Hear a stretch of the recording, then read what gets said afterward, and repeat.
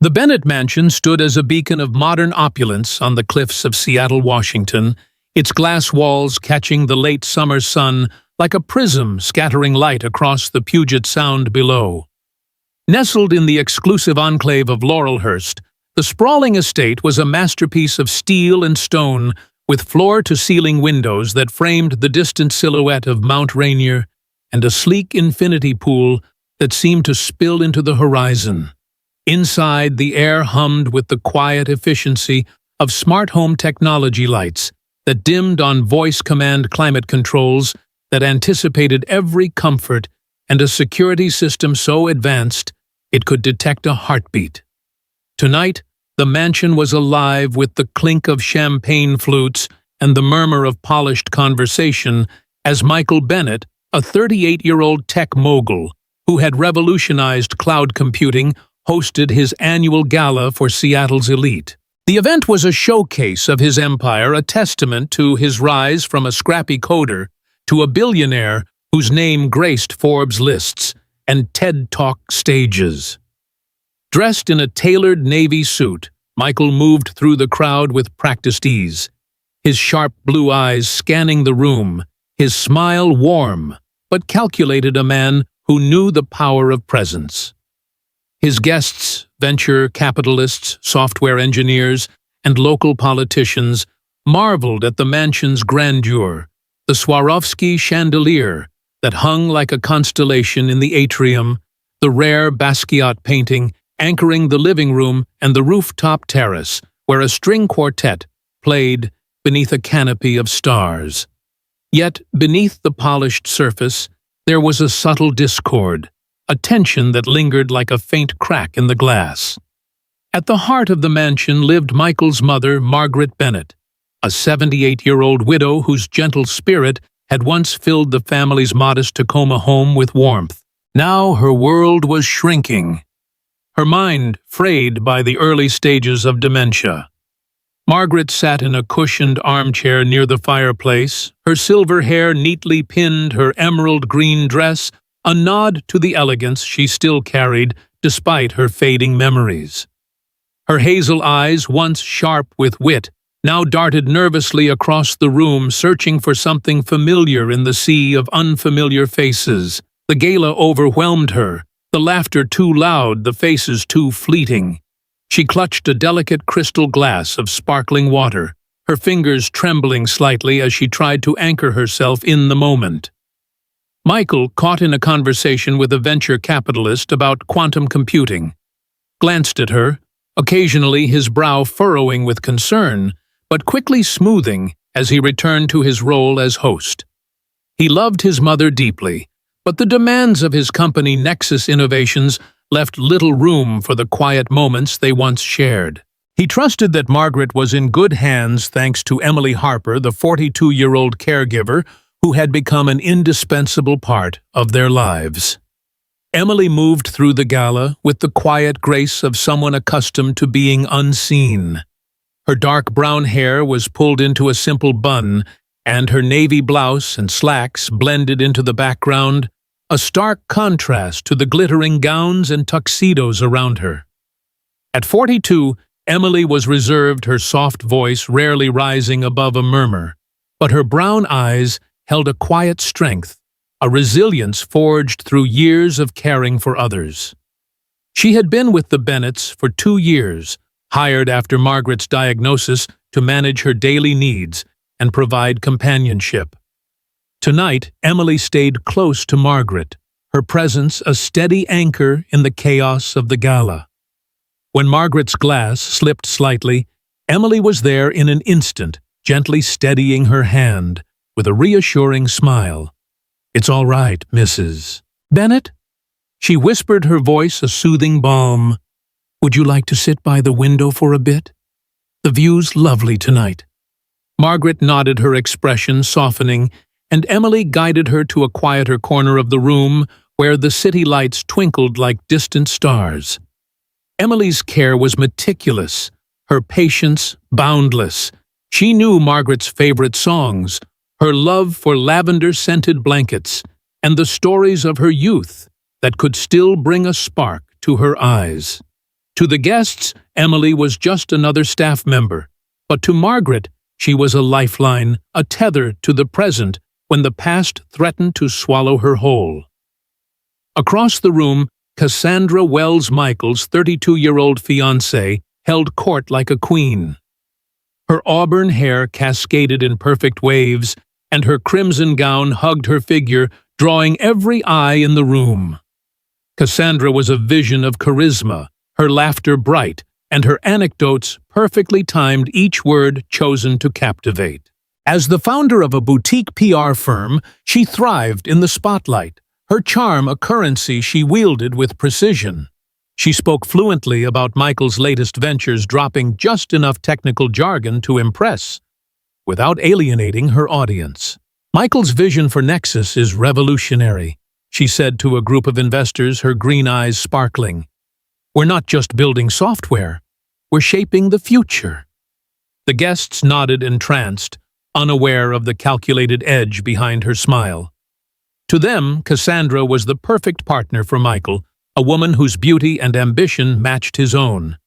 But as she glanced at Margaret now, seated by the window with Emily, a flicker of irritation crossed her face, quickly masked by a sip of champagne. Cassandra had little patience for Margaret's condition, viewing it as an inconvenience, a blemish on the perfect life she envisioned with Michael. She had agreed to live in the mansion to be closer to him, but she found Margaret's presence grating her confusion, a reminder of fragility she preferred to ignore. As the evening wore on, the gala reached its peak, with speeches and toasts celebrating Nexus Innovation's latest milestone, a billion-dollar contract with a global retailer. Michael took the stage, his voice steady and commanding, outlining his vision for a world connected by seamless technology. The crowd erupted in applause, and Cassandra joined him, her arm linked with his, the picture of a power couple. But Margaret, still by the window, grew restless. The noise, the lights, the unfamiliar faces, it was too much. She stood abruptly, her glass tipping over, shattering on the marble floor. The room hushed, heads turning, as Margaret's voice, frail but insistent, cut through the silence. "Where's David?" she asked, her eyes wide with confusion, searching for her husband, who had passed away a decade ago. The guests exchanged awkward glances, and Michael froze his speech, faltering.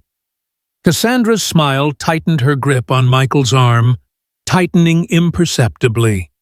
Before Michael could move, Emily was at Margaret's side, her touch gentle but firm. "Mrs. Bennett, let's step outside for some air," she said softly, guiding Margaret toward the terrace. She knelt to pick up the glass shards, her movements swift and unobtrusive, ensuring the moment passed without further disruption. The quartet resumed playing, and the guests returned to their conversations, but Michael's eyes lingered on his mother, a pang of guilt settling in his chest. Outside, the cool Seattle breeze carried the scent of salt water and pine. Emily sat with Margaret on a cushioned bench, wrapping a shawl around her shoulders. "David loved the stars," Margaret murmured, her voice distant but tender. Emily nodded, her heart aching for the woman who was slipping further into her memories. "Tell me about him," Emily said, knowing the story by heart, but asking anyway. Margaret's face lit up, and she began to recount their honeymoon in the San Juan Islands, her words halting, but filled with love. Emily listened, her presence a quiet gift, allowing Margaret to exist in a moment of clarity. Inside, Cassandra watched from the doorway, her expression unreadable. She had no patience for these episodes, no interest in the woman who in her mind was a relic of Michael's past. To Cassandra, the mansion was a stage, and she was the star. Margaret was merely a prop, and Emily an insignificant extra. But as Emily sat with Margaret, her hand steadying the older woman's trembling fingers, she was more than that. She was the keeper of Margaret's dignity, the guardian of her fading world. Michael, still on the stage, wrapped up his speech, his mind only half present. He glanced at the terrace, where Emily and Margaret sat, and felt a twinge of gratitude mixed with unease. He knew his mother was struggling, but the demands of his empire board meetings, investor calls, product launches, left him little time to process it. Cassandra was his rock, or so he thought, her ambition a mirror to his own. Yet as he watched her glide back into the crowd, her smile dazzling but fleeting, he felt a flicker of doubt. The gala continued, the mansion glowing with artificial light, but the cracks in its perfect facade were beginning to show. Emily, unnoticed by most, remained by Margaret's side, her quiet strength a contrast to the glittering chaos around her. The night wore on, the guests oblivious to the storm brewing beneath the surface, a storm that would soon force Michael to confront the true cost of his success, and the loyalties that truly mattered. The Bennett mansion, perched on its Laurelhurst cliff, seemed to exhale in the quiet of a late September morning, its glass walls reflecting a gray Seattle sky heavy with the promise of rain. The frenetic energy of the gala had faded, leaving behind a stillness that felt both serene and stifling. Inside, the hum of smart home systems was the only sound as lights adjusted to the dim daylight and the coffee machine in the kitchen whirred to life on a pre-programmed schedule. Michael Bennett was already gone, having left at dawn for Nexus Innovations' downtown headquarters, where a looming deadline for a new AI-driven platform consumed his every waking thought. The mansion, though, was far from empty. Margaret Bennett, now 78, and navigating the fog of early-stage dementia, sat at the breakfast nook. Her frail hands wrapped around a mug of chamomile tea, her hazel eyes tracing the patterns in the oak table as if they held answers to questions she couldn't quite form. Beside her, Emily Harper, the 42-year-old caregiver, arranged a small vase of lavender, Margaret's favorite, knowing the scent could anchor her to the present. Emily's presence was a quiet constant, her navy cardigan and sensible shoes blending into the mansion's sleek aesthetic, her brown eyes alert for any sign of distress in Margaret's expression. The house, for all its technological marvels, felt alive only because of the human warmth Emily brought. A warmth that stood in stark contrast to the chill that lingered whenever Cassandra Wells Michael's 32-year-old fiancé entered the room. Margaret's mornings were a delicate dance, one Emily had mastered over 2 years of caregiving. She knew the rhythms of Margaret's condition, moments of clarity, interwoven with confusion like sunlight breaking through clouds only to vanish again. Today, Margaret was calm, her voice soft, as she recounted a memory of planting tulips with her late husband David in their old Tacoma backyard. "He loved the red ones best," she said, a faint smile curving her lips. Emily listened, nodding, her hands busy folding a soft blanket to drape over Margaret's lap. "Red tulips sound beautiful, Mrs. Bennett. Maybe we can plant some in the garden this spring." Margaret's eyes brightened, and Emily seized the moment, pulling out a photo album she kept in a nearby drawer. The album was a lifeline filled with pictures of Margaret's life, her wedding, Michael as a gap-toothed boy, family picnics by Lake Washington. Emily turned to a photo of Margaret and David in a garden, their hands dirt-streaked and smiling. "Tell me about this one," Emily prompted, her voice gentle but encouraging. Margaret's fingers traced the photo, and for a fleeting moment, she was there in that garden, her laughter echoing across decades. Emily's patience was a gift, one that allowed Margaret to reclaim pieces of herself, even if only for a moment. Cassandra, meanwhile, was in the mansion's home office, a glass-walled space overlooking the sound, her auburn hair pulled into a sleek ponytail as she typed furiously on her laptop. She was drafting a pitch for a startup she'd been championing, a fintech venture called Lumora, which she claimed could revolutionize digital payments. Her green eyes flicked to her phone, where a text from an unknown number flashed. "Call me. We need to finalize." She ignored it, her focus returning to the email she was crafting to Michael, urging him to invest in Lumora. "It's a game-changer, Michael," she'd written, her tone confident, but laced with an urgency she hoped he wouldn't notice. Cassandra was a master of persuasion, her PR background honed to perfection, but there was a brittleness to her ambition, a need to secure her place in Michael's world.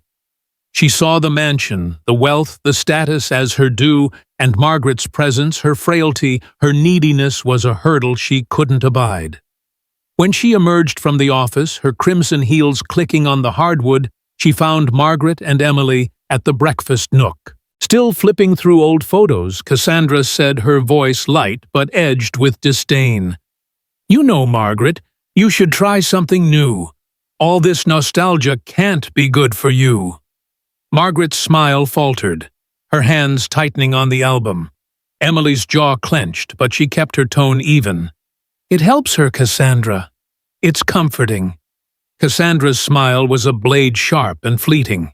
Comforting. Right. Well, some of us have work to do. Emily's days were long, her hours spent weaving structure into Margaret's unraveling world. After breakfast, she guided Margaret to the living room where a smart speaker played Ella Fitzgerald, a favorite from Margaret's youth. Emily had learned that music could soothe Margaret when words failed, and as summertime filled the room, Margaret swayed slightly, her eyes distant but content. Emily sat beside her, knitting a scarf, a hobby she'd picked up to keep her hands busy during quiet moments. She was reserved by nature, her life a series of quiet sacrifices. Raised in a small Oregon town, Emily had left behind dreams of teaching to care for her own aging parents, a role that led her to caregiving as a profession. She never spoke of it, but the weight of those years lingered in the lines around her eyes, a testament to her resilience. With Margaret, she found purpose, a connection that transcended employer and employee. When Margaret grew agitated, mistaking Emily for a childhood friend, Emily played along her voice, steady as she answered, "Yes, I remember that summer at the lake, Maggie. We had fun, didn't we?" It was a lie, but a kind one, and it brought Margaret peace. Cassandra's impatience with Margaret was no secret to Emily, though she kept her observations to herself. She'd seen the way Cassandra's smiles vanished when Michael wasn't watching, the way her tone sharpened when Margaret asked a question twice. Yesterday, when Margaret had spilled tea on the table, Cassandra had snapped, "Can't you be more careful?" before catching herself and softening her voice as Michael entered the room. Emily had cleaned the spill without a word, her eyes meeting Margaret's with a silent promise of protection. But Cassandra's latest push for Lumora was what set Emily's instincts on edge.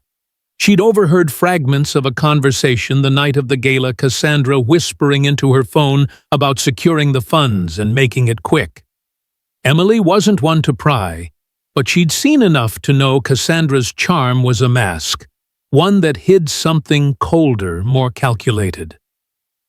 When Michael returned home that evening, exhausted from a day of meetings, Cassandra was all warmth, her arms around him as she pitched Lumora again.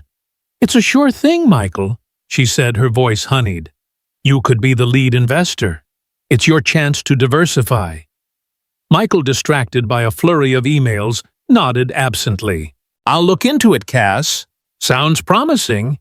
Emily, wiping down the kitchen counter, caught the exchange, her unease growing. As the day wore on, Emily took Margaret for a walk in the mansion's garden, a small oasis of roses and evergreens that offered a reprieve from the sterile perfection of the interior. Margaret loved the garden, her fingers brushing the petals, as she murmured about her childhood in Tacoma. Emily listened, her heart heavy with the knowledge that these moments of clarity were fleeting. She glanced back at the mansion where Cassandra was on the phone again, pacing the terrace with a tension that belied her usual poise.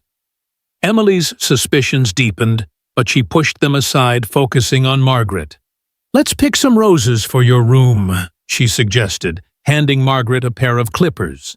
The task gave Margaret purpose, her hands steady as she chose a pink bloom. Back inside, Emily arranged the roses in a vase, placing it on Margaret's bedside table. "They are beautiful, Emily," Margaret said, her voice clear for the first time that day. Emily smiled, her throat tight. "Just like you, Mrs. Bennett." That evening, as Michael worked late in his study, Cassandra joined him, her laptop open to a Lumora pitch deck. "This is our future, Michael," she said, her tone urgent. "You can't miss this." Michael rubbed his temples, his mind on a coding bug that had delayed his platform launch. "I trust you, Cass. Let's talk tomorrow." Cassandra's smile was tight, her frustration barely concealed. In the hallway, Emily passed by carrying a tray of tea for Margaret. She paused, catching the tail end of a phone call as Cassandra stepped onto the terrace. "He's on board, but we need to move fast," Cassandra said, her voice low. "Get the papers ready." Emily's heart sank, her instincts screaming that something was wrong. She returned to Margaret's room, where the older woman was already asleep, the roses glowing softly in the lamplight.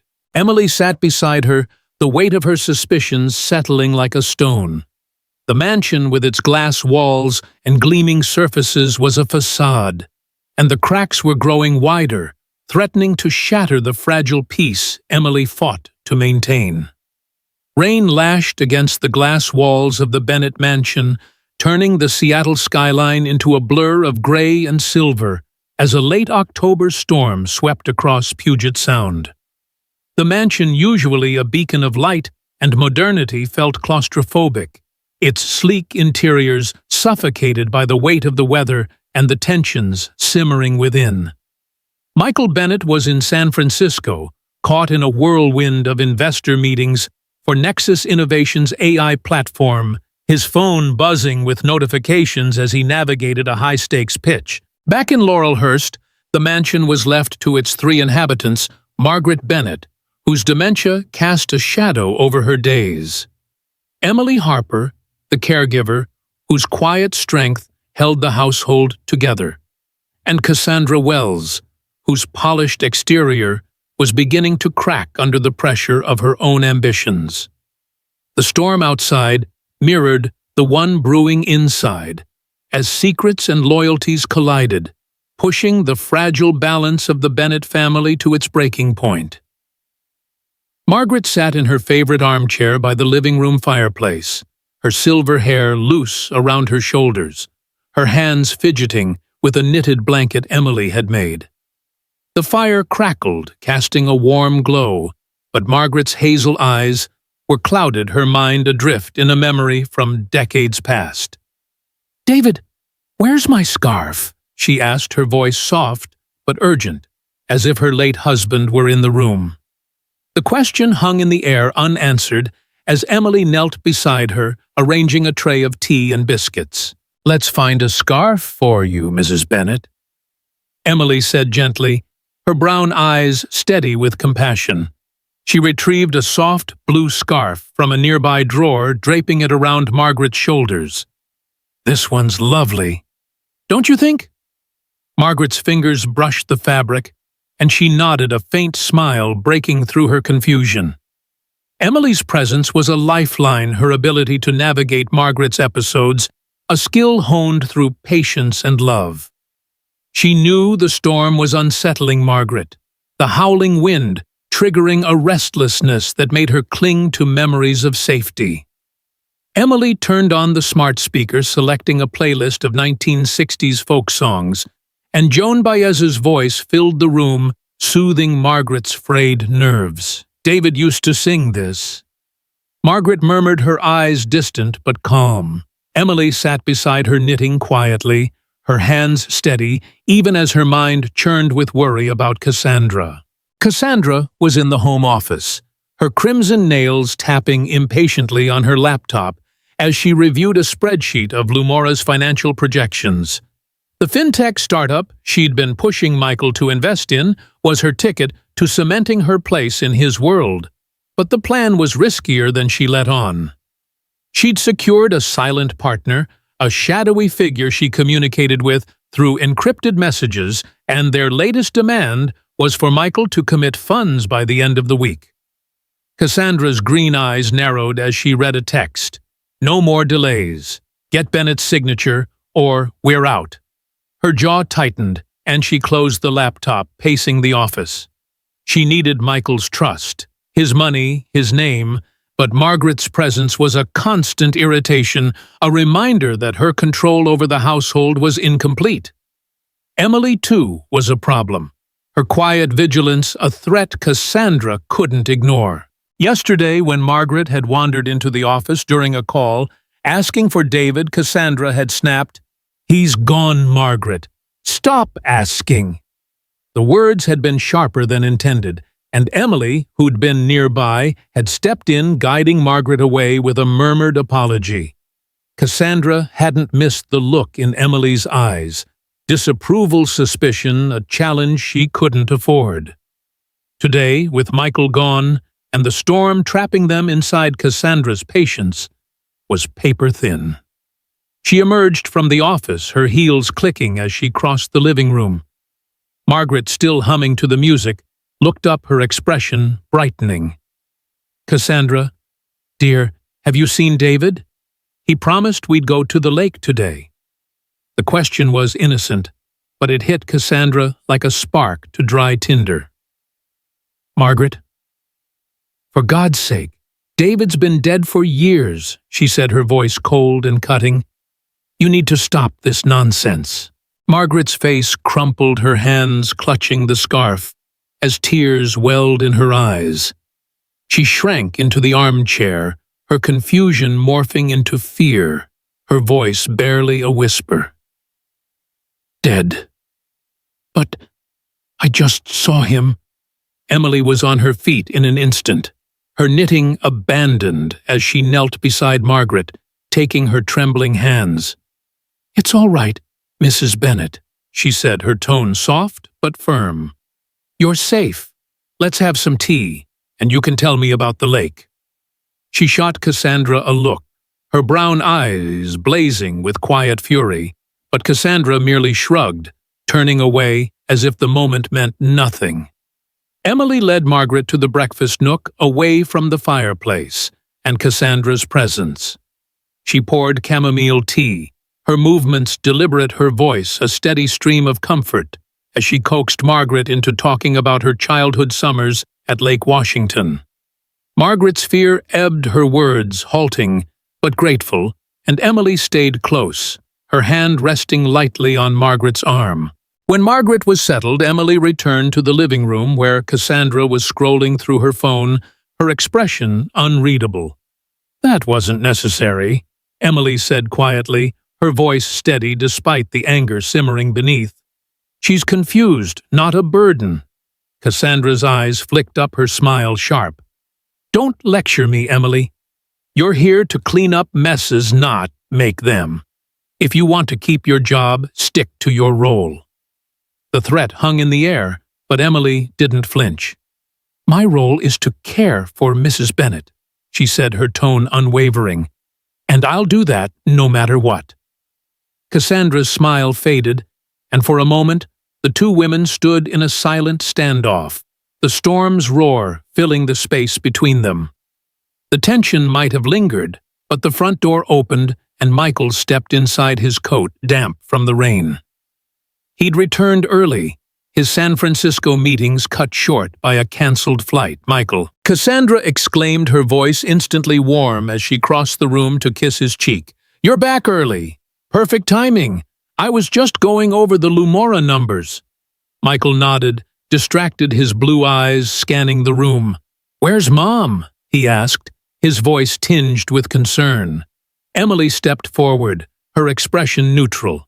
"She's in the breakfast nook having tea. She's okay." Michael headed toward the nook, but Cassandra caught his arm. "She's fine, Michael. Let's talk about Lumora. This is urgent." Her insistence was subtle, but Michael's exhaustion made him pliable, and he followed her to the office, leaving Emily to return to Margaret. In the office, Cassandra launched into her pitch, her laptop open to a polished presentation. Lumora's ready to scale, Michael. With your investment, we can dominate the market. Michael skimmed the slides, his mind half on the platform bug that had plagued his team. It looks good, Cass, he said, rubbing his temples. But I need to dig into the financials. Cassandra's smile tightened, but before she could press further, a crash came from the living room. Michael was on his feet in an instant, rushing out to find Margaret standing by the fireplace, a shattered teacup at her feet. I couldn't find David, she said, her voice trembling, her eyes wide with panic. Cassandra, trailing behind Michael, sighed audibly. Again, with this, Michael, she needs a facility. This is getting ridiculous. Michael froze his gaze, shifting from his mother to Cassandra, whose face was a mask of exasperation. Emily, already at Margaret's side, was picking up the shards, her voice soothing. It's just a cup, Mrs. Bennett. No harm done. Michael watched his heart sinking as he saw the contrast: Emily's gentle care, Cassandra's cold dismissal. That evening, as the storm subsided, Michael sat in his study, a glass of bourbon in hand. He opened his laptop, intending to review the Lumora pitch, but instead, he found an email from his CFO flagged as urgent. It contained a report on Lumora highlighting irregularities in its funding structure and ties to an offshore account. Michael's jaw tightened as he read the pieces falling into place. Cassandra's urgency, her evasiveness, her push to secure his investment. He glanced at the living room where Emily was reading to Margaret, her voice a soft cadence that brought a rare smile to his mother's face. The mansion, with its glass walls and gleaming surfaces, had been a stage for Cassandra's performance, but now the curtain was falling. Michael closed his laptop, his mind racing, his heart heavy with the realization that the woman he'd trusted was not who she seemed, and the one he'd overlooked was the one keeping his family whole. The Bennett mansion stood bathed in the soft light of a Seattle spring, the March sun filtering through the glass walls, casting delicate patterns across the polished floors. The storms of autumn had long passed, leaving behind a quiet renewal, as if the mansion itself had exhaled its burdens. The Puget Sound sparkled beyond the infinity pool, and the garden bloomed with early roses, their pink and white petals, a nod to Margaret Bennett's love for beauty. Inside, the air was lighter, the hum of smart home systems, now a gentle backdrop to a household finding its way back to warmth. Michael Bennett, no longer distracted by the relentless demands of Nexus Innovations, sat at the breakfast nook. A laptop open, but untouched, his blue eyes fixed on his mother Margaret, who was humming softly as she arranged a small bouquet of flowers. Emily Harper, the caregiver whose quiet strength had anchored the family through its darkest moments, was by Margaret's side, her brown eyes warm with encouragement. Cassandra Wells was gone, her absence a palpable relief, and in its place a new sense of purpose had taken root. The mansion, once a gilded cage of ambition and deceit, was becoming a home again, its heart restored by loyalty, compassion, and the lessons learned through heartbreak. The weeks days since the confrontation with Cassandra had been a blur of clarity and pain for Michael. That stormy October night, armed with the CFO's report on Lumora's shady financials, he'd confronted her in the home office. The evidence was undeniable: offshore accounts, falsified projections, and a trail leading to her silent partner, a disreputable investor known for exploiting startups. Cassandra's charm had crumbled, her green eyes flashing with defiance as she tried to spin a story of misunderstanding. But Michael, his trust shattered, saw through her. "You used me," he'd said, his voice steady but laced with betrayal. "You used my mother's vulnerability." Cassandra's pleas turned to anger, her carefully curated facade falling away as she accused him of being blind to opportunity. "You're throwing away our future for a senile old woman and a glorified maid," she'd spat, her words venomous. Michael's decision was swift. He ended the engagement, escorted her out, and changed the security codes. The mansion felt emptier that night, but it was a cleansing emptiness, a space for truth to fill. Margaret, unaware of the drama, had slept through the confrontation, her dreams undisturbed by the storm. Emily, however, had been there standing silently in the hallway, her presence a quiet pillar of support. When Michael emerged, his face heavy with exhaustion, she'd offered him a cup of coffee, saying nothing but meeting his eyes with understanding. "Thank you, Emily," he'd said, his voice rough with emotion. "For everything." She'd nodded, her reserved nature keeping her words brief, but her actions spoke louder. Over the weeks that followed, Michael leaned on her more not as an employee, but as a confidant. He promoted her to household manager, a role that gave her authority over the staff, and a salary that reflected her worth.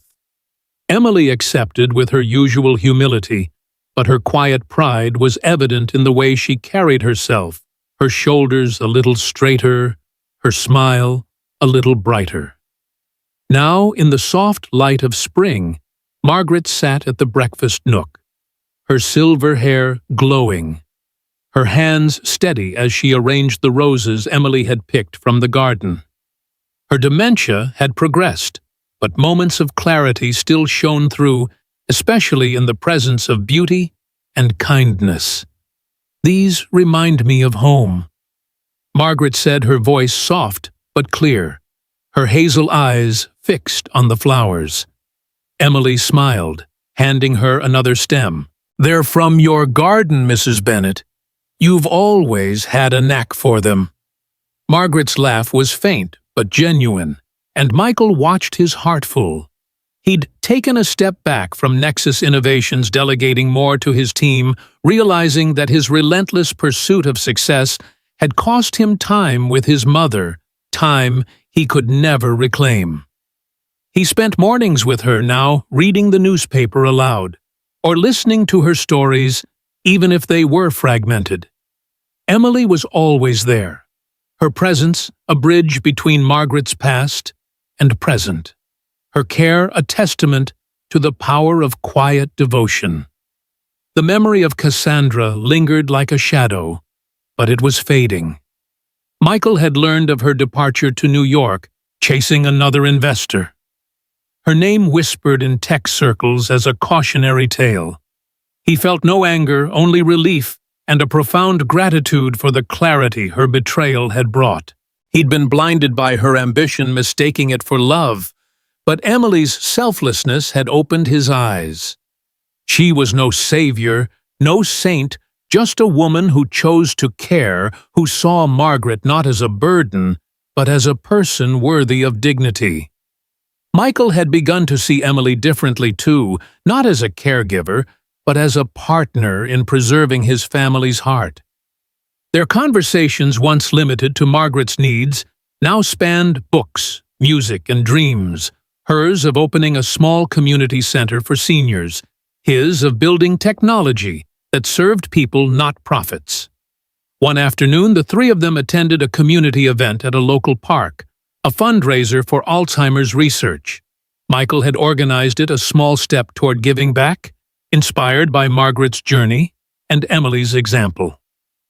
Margaret, in a wheelchair now for longer outings, wore a blue scarf Emily had knitted, her face lit with joy as children played nearby. Emily pushed the wheelchair, pausing to let Margaret touch the petals of a tulip garden, her voice soft as she described their colors. Michael walked beside them, his suit replaced by a sweater, his demeanor relaxed for the first time in years. He volunteered at a booth, handing out flyers, while Emily helped Margaret join a group of seniors painting watercolor flowers.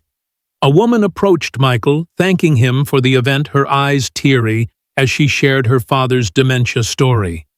Michael listened, his heart open, realizing that wealth meant nothing without connection, without purpose. As the sun set, casting a golden glow over the park, Michael watched Emily and Margaret laugh over a smudged painting, their bond a quiet miracle. He thought of his father David, who'd taught him that love was action, not words, a lesson he'd forgotten until Emily embodied it. Cassandra had offered a glittering illusion, but Emily had given him truth, that loyalty and compassion were the true measures of wealth. He joined them kneeling beside Margaret's wheelchair. "What's this masterpiece?" he asked, grinning. Margaret held up a painting of red tulips, her smile radiant. "For you," she said, her voice clear. Michael took it, his throat tight, and looked at Emily, whose eyes met his with quiet understanding. "It's perfect, Mom," he said, his voice breaking. The mansion, once a symbol of his success, was now a home. Its glass walls no longer a barrier, but a window to a new life. Michael had learned that true value lay not in boardrooms or bank accounts, but in the small, selfless acts that bound people together. Emily, with her unwavering care, had shown him that. Margaret, with her enduring spirit, had reminded him of it. The lesson was clear: wealth is fleeting, but love expressed through loyalty, kindness, and presence endures. As they left the park, Michael pushed Margaret's wheelchair, Emily at his side, and the weight of his past mistakes lifted. The future was uncertain, but it was theirs, built on a foundation of trust and care, a legacy of love that no amount of money could buy.